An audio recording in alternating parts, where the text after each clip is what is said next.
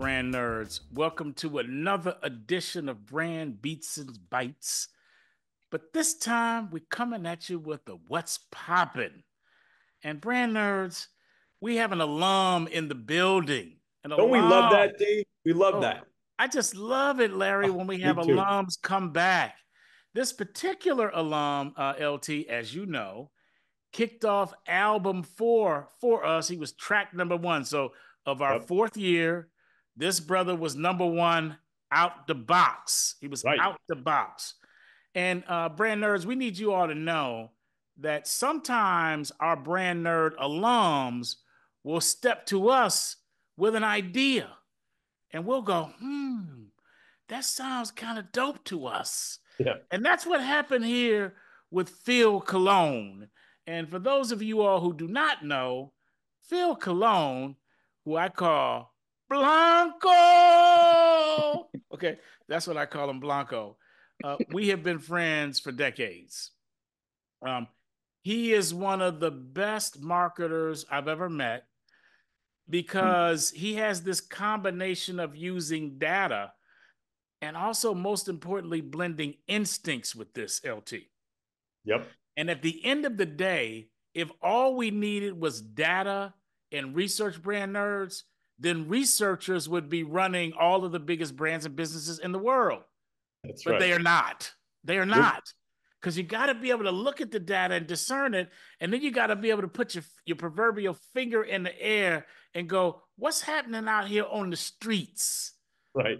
Phil Colón is one of these brothers who understands what's happening here in the streets. And it's with that that we are incredibly excited to hear what Phil has in his mind about the intersection of sports and culture and our What's Poppin' today. So, Phil, you're going to launch us into this. You're going to launch us into this, Phil. Wow.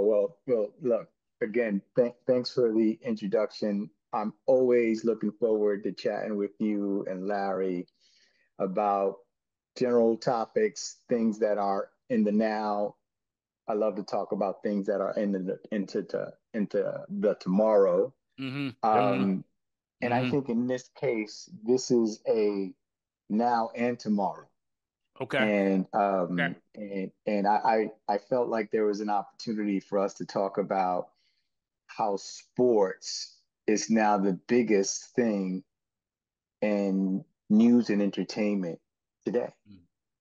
Mm-hmm. And some of the things that are happening within the realm of sports, some of the micro trends that are happening there, how brands are now looking to leverage sports and fandoms to try to create their brand narratives and make them fit in this very emotional, Very. triggering medium as sports.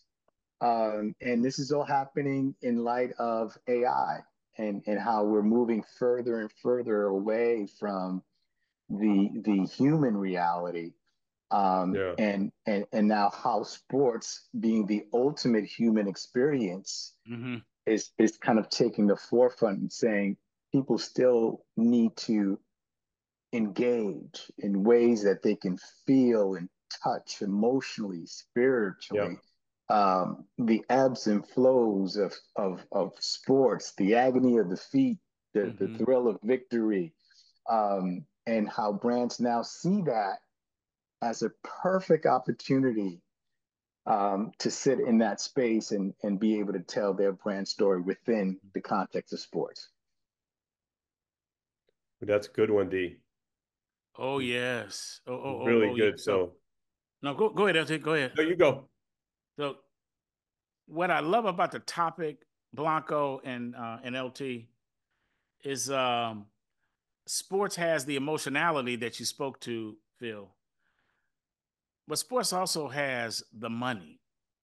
Yeah. Mm. And so in 2022, revenue on sports was a little more than 400 billion. 400 billion. And by 2028, it's expected to grow to about 680 billion. So let's roll it up to 700 billion. and that's on compounded growth rate of about 9.1%. So if that continues by 2030, thereabouts, sports will be a $1 trillion industry. Trillion.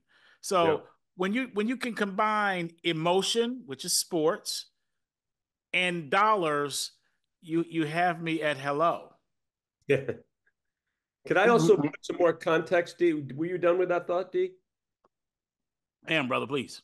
Yeah, more context too, which I think is huge here, Phil, in DC. Think about, I mean, 10, 20, 30 years ago, when there were television shows and movies that the bulk of the culture saw, and people called it water cooler conversation. That's right. I remember that. Yeah. Right. Now I would suggest that the water cooler, since so many people only go in for a couple of days a week or don't go in at all, it's really and for many people, it's the water cooler at the dog park where people go every day. Yeah. That's things have changed too. That's a little thing D, you and I have talked a little bit about. But the other thing is, but sports, right? There's the Super Bowl every year.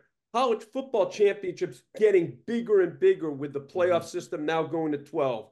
The NBA is the largest global league, right? When you say, when you think about globally, right? And then of course you have the premiership in England and whatnot. But the point is, the sports keeps going. And when you think about, there's not that many movie stars left because people, aren't going to the movies in the same way.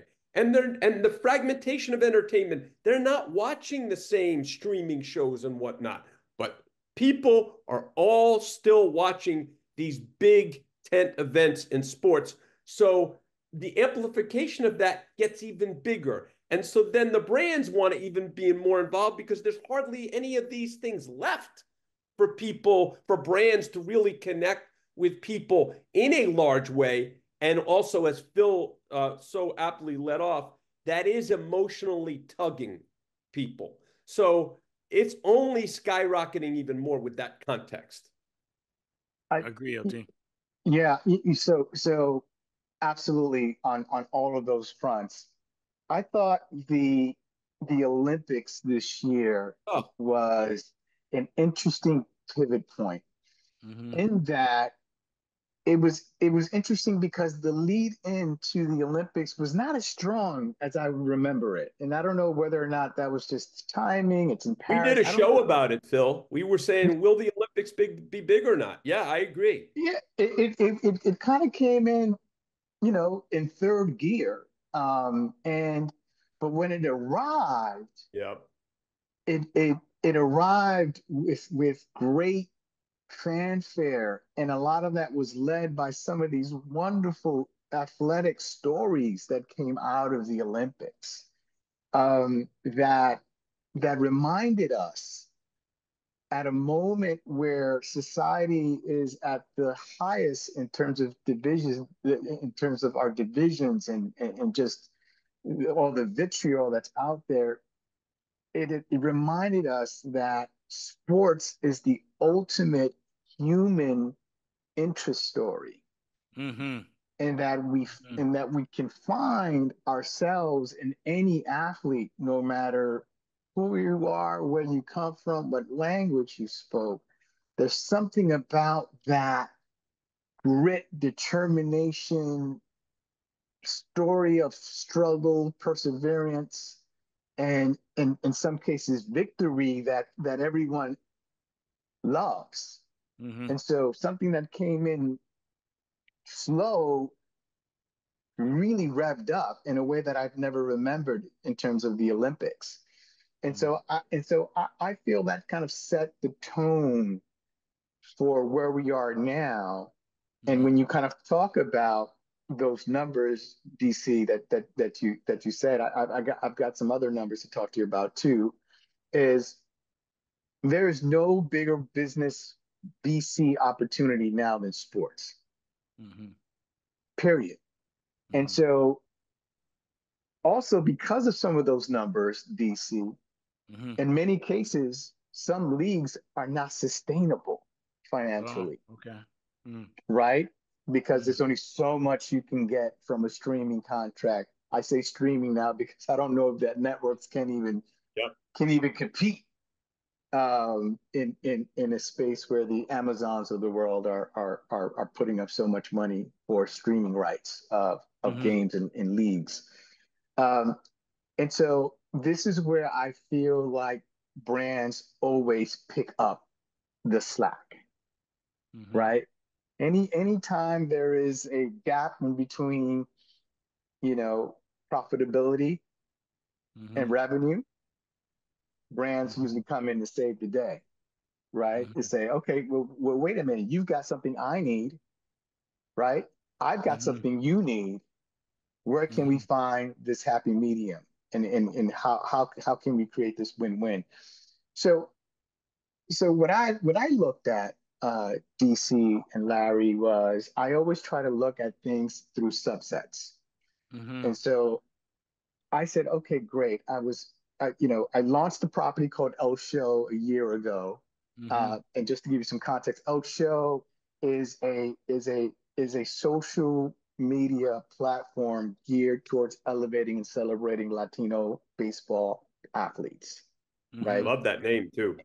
Thank you. And I launched that because I saw that even though Latino players make up 38% of the league in terms of the athletic participation. We're talking MLB here, right? Just MLB. To be clear. We're talking MLB. Thank you, Larry.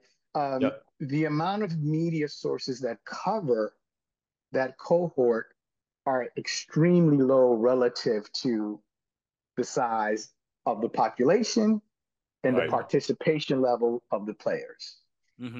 And so when I looked at that, then I said, well, wait a minute. When you look at the players, then you see that the majority of those players, Spanish is their first language. English is the second. So there's even less media sources that speak to those players in language and culture. And so I felt like there was an opportunity to not only help those players better express themselves in their language to their fans, but also an opportunity to brands to help initiate that conversation between the players and their fans. And so El Show was born from that. So moving forward into today, and this is why I wanted to have this conversation. Before you move forward, sure. Were there any people that you talked to in conceiving El Show who might, as we pivot to today, who might find a bat in Yankee town to get themselves back into the series? I'm just wondering if that was a part of the thinking of El Show, that the Yankees, who spend more money than everybody, might find themselves not getting drubbed by the Dodgers. I'm just wondering. Well, we so ironically enough, we did have a conversation with Juan Soto, is one of the first people that we interviewed. Okay, Soto. Okay.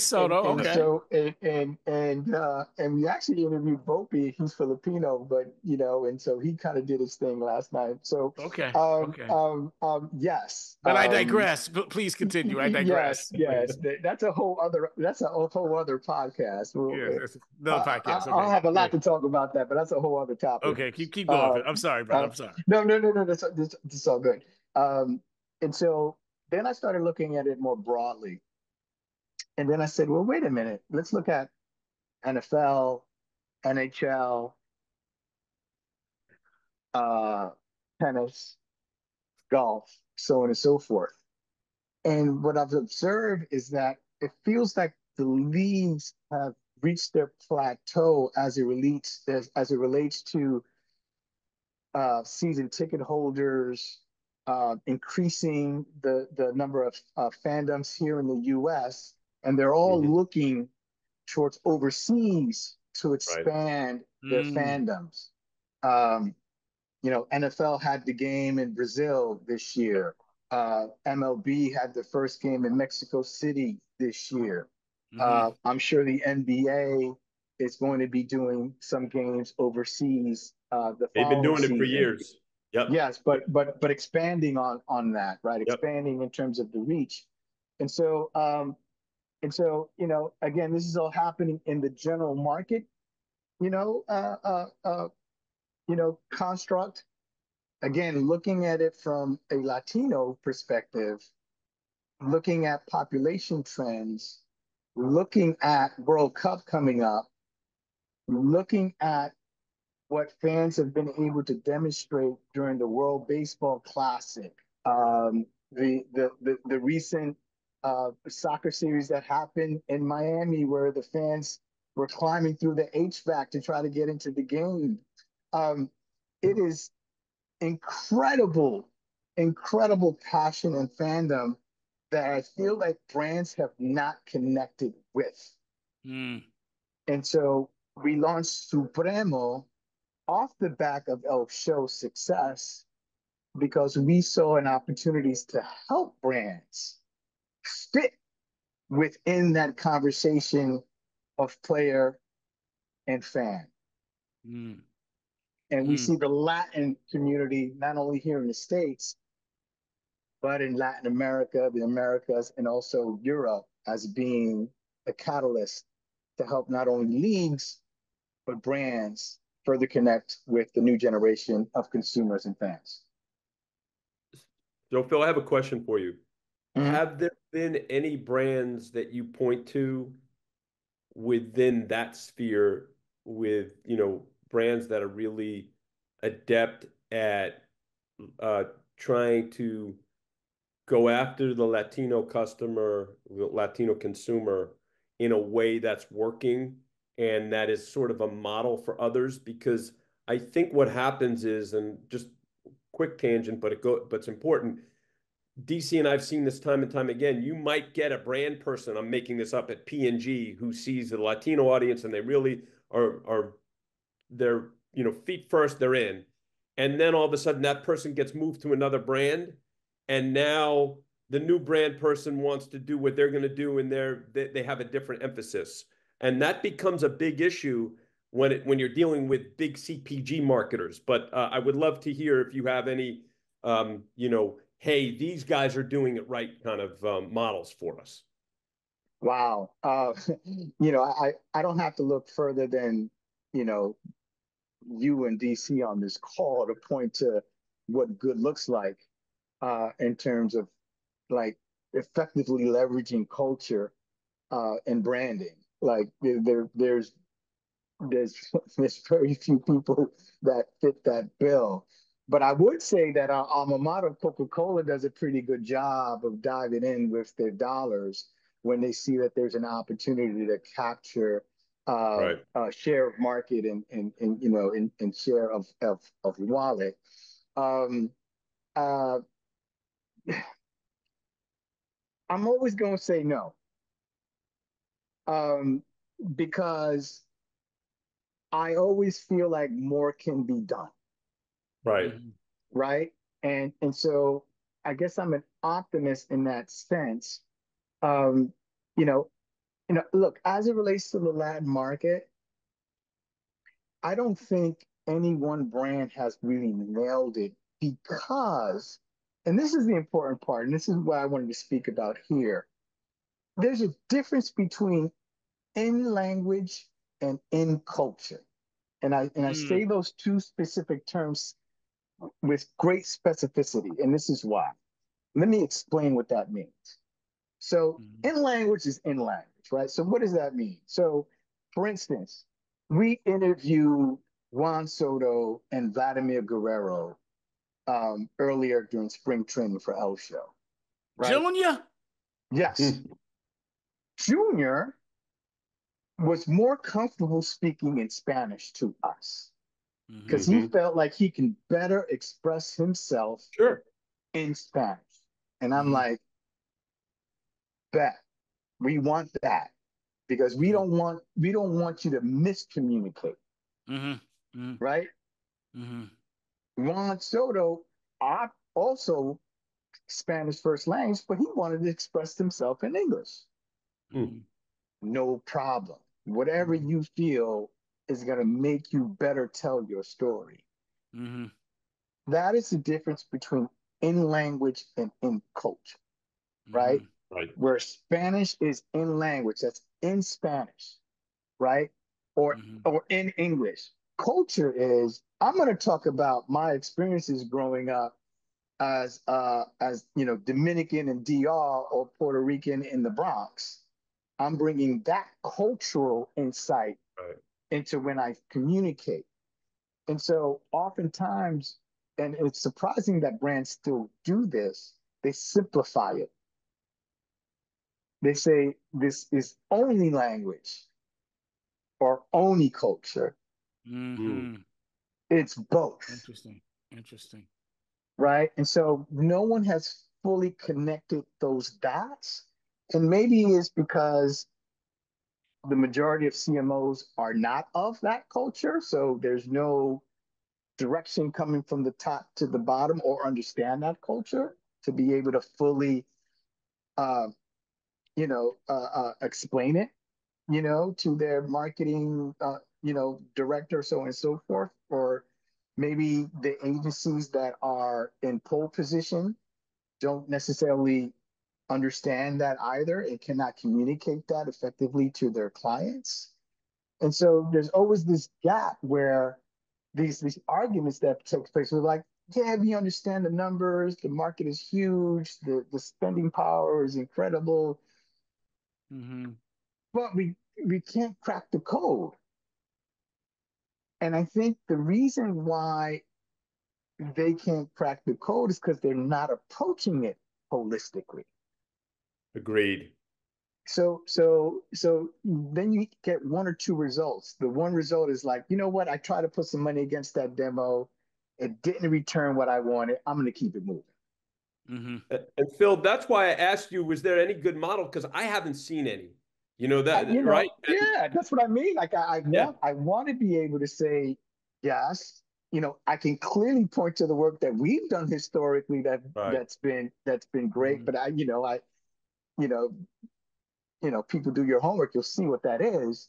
But like, it's still boggling to me that no one's taken the time to figure out why that unlock has not been done to the extent where it can be done.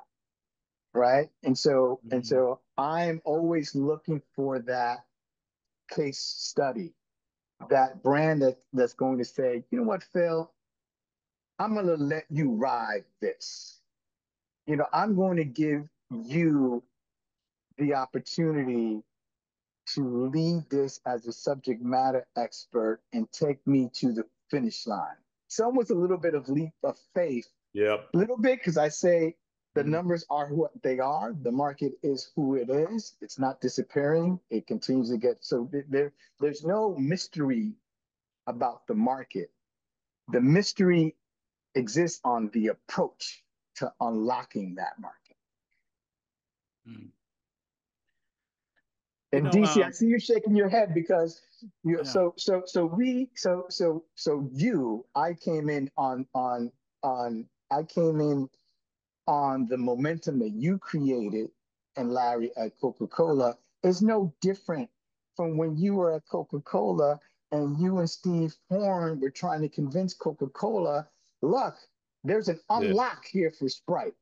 Right. You don't understand what it is. Right. But you have to believe me that I do. And Steve Horn came along and said, wait, I've got some numbers to help you out, make you feel a little bit more comfortable. There are some things we can look at that there's some bubbling areas that if we can fuel those, we can create some growth. But ultimately, it took a leap of faith by management to say, this brother DC, he's got something. I don't know what it is, but my gut, right? Did we have this conversation at the top of this hour? My instincts are telling me that I should allow this to sail. And let's see where it goes. And we all know where it went. Right? And even that blueprint you would imagine would get repeated over and over again. It's only getting repeated by the students of that footprint, which who we know, Daryl Butler at Google Pixel. All of a sudden, there's culture in that advertising, right? So Sean Tresvant over at Taco Bell. All of a sudden, there's culture in that approach, and I can name more of our alumni, right? You know, Trevor Edwards, who was the CEO of Nike 10 years ago and had Nike on that trajectory. Guess what? They just changed their CEO because all of a sudden they understood, oh, damn, it was culture that got us this place. Mm-hmm. Oh, it was culture. Yeah, it wasn't, it wasn't efficiencies on e-commerce. No. Culture got us here. And so now that CEO, you take your Bain and associates with you, and I need a culture person. I need a person that understands the importance of building relationships with retail partners, relationships with influencers, relationships with culture shifters, right? Because that's going to ultimately drive the growth of my company moving into the next 10, 20 years. And so I wanted to give this context because sometimes it's hard for people to understand when you're talking Latin and language and culture.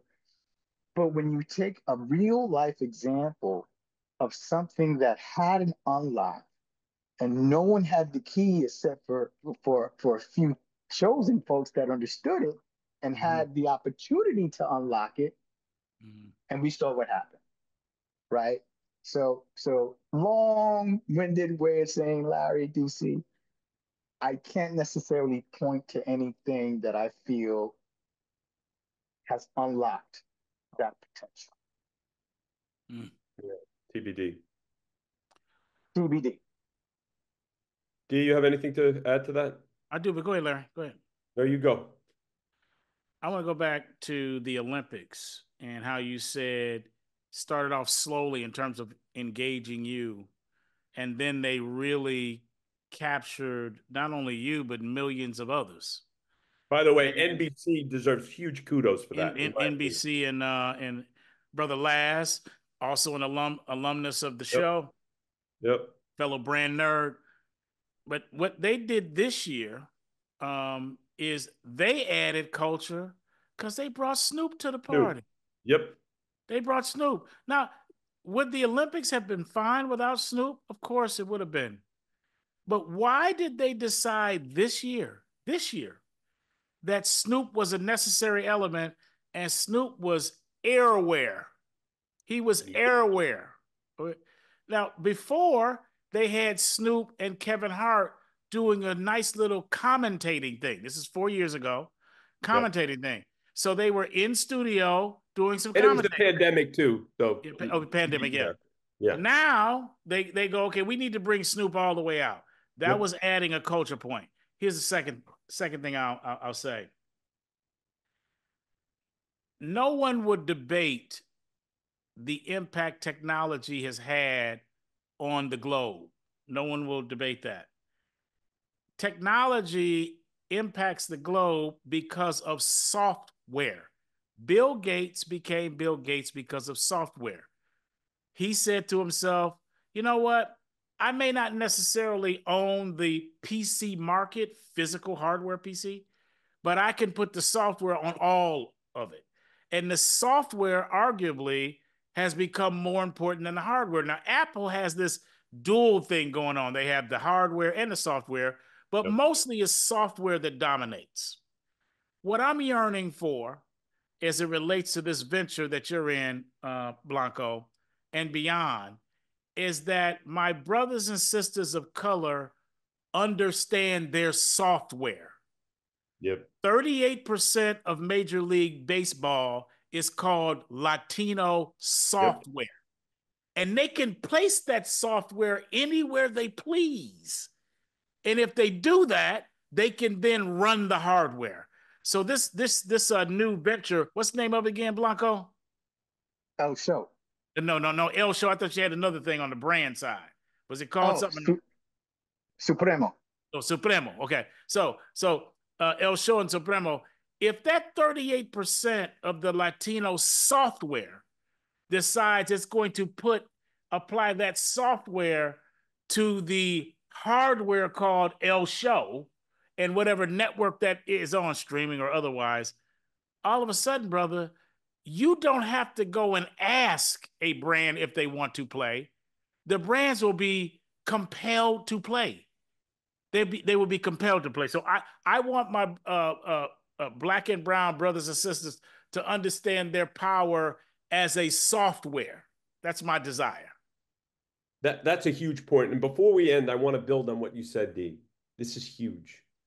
As we're talking about this, you guys, whatever you want to think about the NFL, they're brilliant marketers. Like they understand who their consumer is almost to a fault, right? Like the no fun league, but they really understand how to bring people to the TV sets because that's what it's about, right? And when you think about the NBA, what David Stern did and Adam Silver's picked up, again, what I mentioned before, globally, they know who their consumer is. They're very happy with it being a young African-American person of color who's what we call in our parlance the brand lover. They embrace that. They're all in on that, right? Major League Baseball guys, who's their brand lover? I would posit to you that Major League Baseball is still living in 1975 when Carlton Fisk hit the homer in Game 7 and the whole world in their parlance was real, but the U.S. was watching.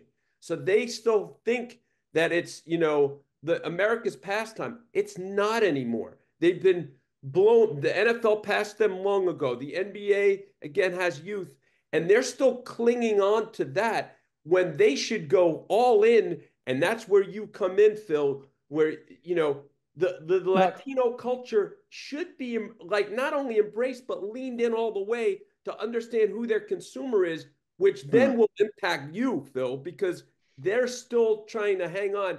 I don't know if you guys saw this. They signed somebody for the postseason, Strauss. Have you seen on the side of helmets, Phil? Are you watching the, Yeah, it's hard. It's hard not to notice that. What is that?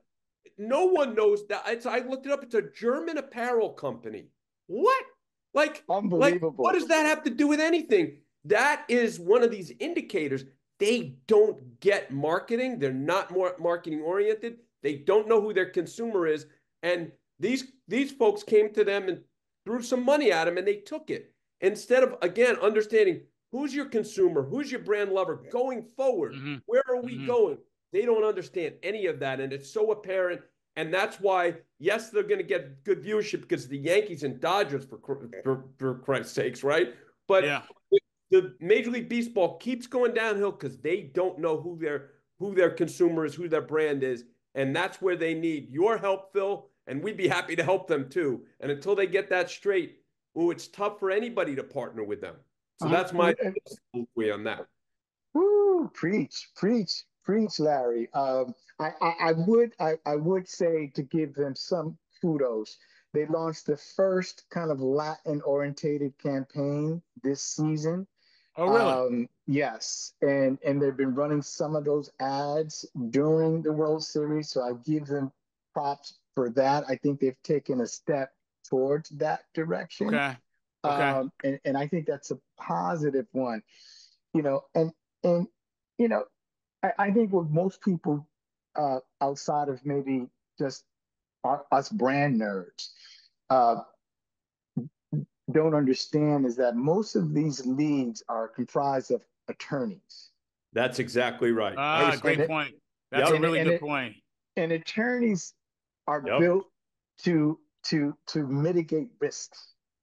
That's the words I was thinking. The exact words, that's what they do. That's what they do. But that's what they do. But CMOs fly in the face of that. So, we want to innovate and push the envelope. So when you have that tug of war, if you will, if it's not a healthy tug of war, then the default is always going to be risk adverse.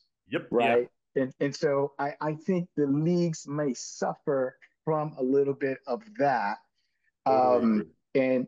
And so that might get in their way, but it doesn't preclude brands saying, okay, league, you won't go this far, I'm going to go a step further. Right. And the leagues do not mind, as long as the brand is picking up that bill, go forth and prosper. What happens to the league, however, is you start to fall short of your fandom goals to keep fueling the growth of the game. And so it's a long tail strategy. Yes, it's a long tail strategy that still requires some innovation and some leap of faith, because you've got to at some point lean on the culture that got you there, right? And that's going to take you further. And so I think that's kind of where we are. What keeps me always optimistic is that, I know what good looks like. I've been to what good looks like. So I know that there's a path to get there. And so look, man, if you, there's one role that I would ever consider in my life today if I had to go back on the client side, and that would be CMO of MLB. Now, if y'all can make that call, we can make some magic happen. Yeah. I think that's the perfect. I think that's the perfect mic drop. We totally if we had any influence, Phil, we'd be saying yes. Make this man CMO. But besides that, look, I think look, I love this podcast because this podcast always leans into what's now and what's next, with a heavy emphasis on cross-cultural and intersectionality. Sports is going to be the biggest thing that's happening in media and entertainment today, and it's going to increasingly be that way. It's going nowhere. So it'll behoove brands to tighten up their sports marketing approach, put in people and agencies in place to allow them to better take advantage of these opportunities and create some wins. And I think there's a lot there to be had. And I think the Latin space is still a white space opportunity with plenty of opportunity on the marketing, on the media, and on the product side. That's it. And Phil Colón for CMO of MLB. Mr. Manfred, you need to be giving a call to this gentleman directly, Mr. Manfred. Right. Hey, stop mitigating risk and make something happen, dude. Respectfully. Yes. I love to talk to the commish. So there you have it. There you have it, gentlemen. There you have it. That's mic drop, D. That's it. One other thing. At elshow.us. At ELSHOW.US on TikTok and Instagram, and wearesupremo.com. That is We Are Supremo, SUPREMO.com, if you want that software. We'll put this in the show notes too, Phil. We'll put it in the show notes. Thank you very much. Brand Nerds, thanks for listening to Brands, Beats, and Bytes. The executive producers are Jeff Shirley, Daryl D.C. Cobbin, Larry Taman, Haley Cobbin, Jay Tate, and Tom Dioro. The Podfather. That's right. And if you do like this podcast, please subscribe and share. And for those on Apple Podcasts, if you are so inclined, we love those excellent reviews you give us. We hope you enjoyed this podcast, and we look forward to next time where we will have more insightful and enlightening talk about marketing.